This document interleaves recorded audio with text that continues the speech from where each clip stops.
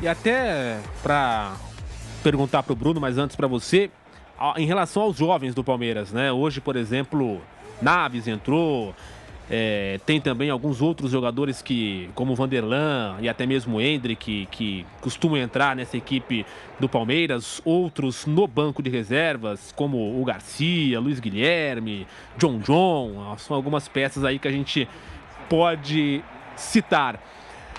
Pensando na próxima temporada, e até foi uma crítica neste ano, que o time do Palmeiras, em alguns momentos, precisava de experiência e não tinha.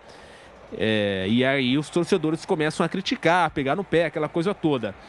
Para 2024, você acha que a diretoria do Palmeiras vai se mexer em contratações de jogadores experientes ou vai continuar nessa ideia de apostar mais na base, de ter muitos jovens no elenco em detrimento de jogadores mais experientes? Como é que você imagina isso? O que você tem de informação? O Palmeiras vai no mercado, não vai? Porque em alguns momentos precisa da experiência, Pedro Marques. A gente está chegando na época de mercado da bola. O Palmeiras já tem uma contratação acertada para o ano que vem, que é a do Aníbal Moreno, volante do Racing. O Palmeiras tinha tentado o Aníbal no meio do ano, não conseguiu. O Racing bateu o pé pedindo 10 milhões de dólares. O Palmeiras queria pagar 7 milhões e meio, não deu negócio.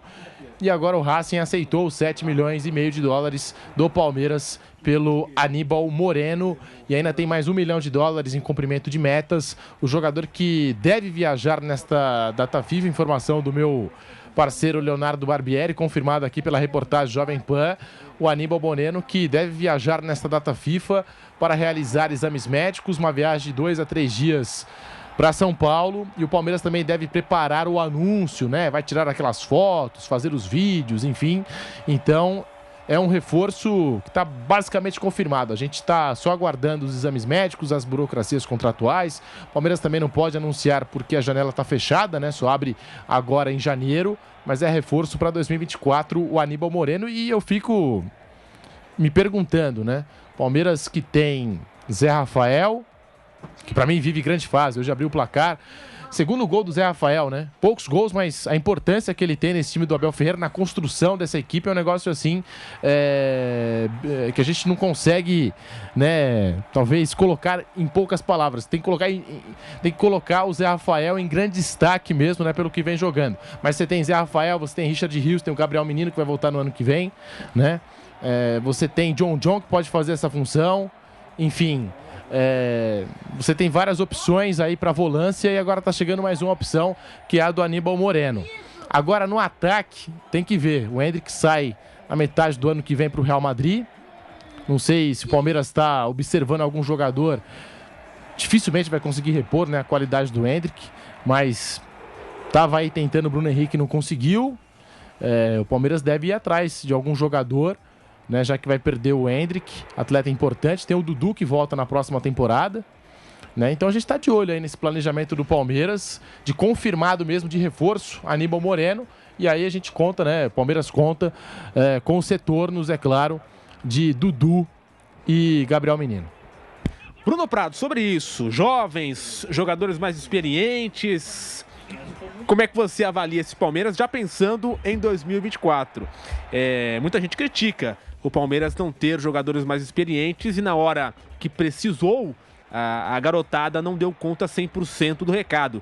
E outras pessoas até comentam, confesso que não sei o que tem de verdade nisso, mas algumas pessoas comentam, falam que a opção por um elenco mais curto é do Abel Ferreira. E aí a diretoria não contrata porque o Abel gosta de um elenco mais curto e não de muitos jogadores à disposição. Eu não sei exatamente qual é o método, mas existe também algumas pessoas que citam isso. O que você pensa em relação a esse Palmeiras já com a visão de 2024? Então, eu falei várias vezes durante o ano, né, inclusive em momentos que a presidente do Palmeiras estava sendo muito criticada, que eu não acho ruim essa maneira como o Palmeiras age no mercado, de contratar pouco, de tentar algumas contratações que eles consideram pontuais, importantes. Foram 2 contratações só neste ano. Ano passado contratou bastante. Aí você pode discutir os jogadores que foram contratados, que poucos deram certo, isso é verdade. O Flaco Lopes até agora não virou, o Atuesta até agora não virou, o Merentiel saiu, foi pro Boca, o Tabata saiu, o Navarro, o Pedro lembra bem aqui do lado também, saiu. O Murilo deu certo, que chegou no início do ano. Foi o que deu certo do ano passado, que foram várias contratações, e a do Murilo deu certo. Esse ano vieram Arthur e Richard Rios, que acho que, assim, com altos e baixos, ok, são dois bons jogadores. O Rios está terminando o ano como titular, depois da lesão do Gabriel Menino. Ele oscila bastante, o Arthur teve bons momentos, agora um momento de baixa, mas acho que é um cara que ainda pode render bem para o time do Palmeiras. Eu não acho isso ruim, porque o Palmeiras tem uma ótima categoria de base, que é uma novidade na história do Palmeiras. O Palmeiras normalmente não tem grandes jogadores na base, e agora, de uns anos para cá o Palmeiras ganha muitos títulos e revela jogadores. Antes dessa geração que está aí agora, já teve a geração Gabriel Menino, Patrick de Paula, Danilo, Veron, Wesley, Renan, que ajudaram o Palmeiras em conquistas. Todos eles chegaram a jogar bastante em conquistas do Palmeiras de Libertadores, por exemplo. Essa geração que ganhou a Copinha, agora tá ajudando, tá dando conta. Eu não acho ruim. Eu acho que o Palmeiras, como ele tem uma boa base, ele usa. E uma tese que eu tenho, os jogadores, mesmo que você tenha muito dinheiro, os jogadores que sobram aqui para o mercado sul-americano, eles não são tão melhores que os outros. Os melhores que atuam aqui na América do Sul, porque o futebol brasileiro tem grana para pegar jogadores sul-americanos. Os melhores que estão aqui, que não estão na Europa ou na Ásia, em qualquer outro lugar, eles não são tão superiores aos outros. Então, não sei até que ponto vale a pena gastar para contratar 6, 7 jogadores, sendo que a diferença não é tão gigantesca assim. Que o Palmeiras contrate 6 dos melhores jogadores que estão aqui no mercado sul-americano. Eles não são tão superiores à maioria, podem ser um pouco melhores. Então, eu não acho ruim essa filosofia. Podia ter uma ou outra contratação, né? Podia ter uma outra contratação. Acho que um volante, por exemplo, poderia ter vindo, talvez um atacante pelo lado, mas não acho que isso seja um problema. Eu prefiro assim do que sair contratando de qualquer jeito e acabar de 7 contratações, 2 dão certo. Eu prefiro que essa é método do Palmeiras. Já vamos ouvir o técnico Abel Ferreira.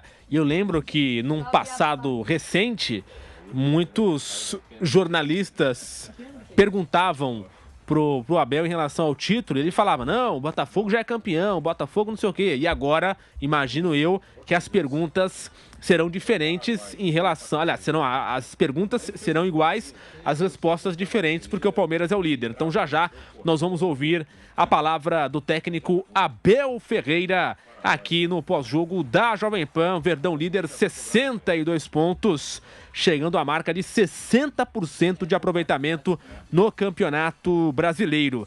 34 jogos, 18 vitórias, 8 empates, 8 derrotas, marcou 56 gols, sofreu 30, tem um saldo de 26, é o Palmeiras na liderança do Campeonato Brasileiro.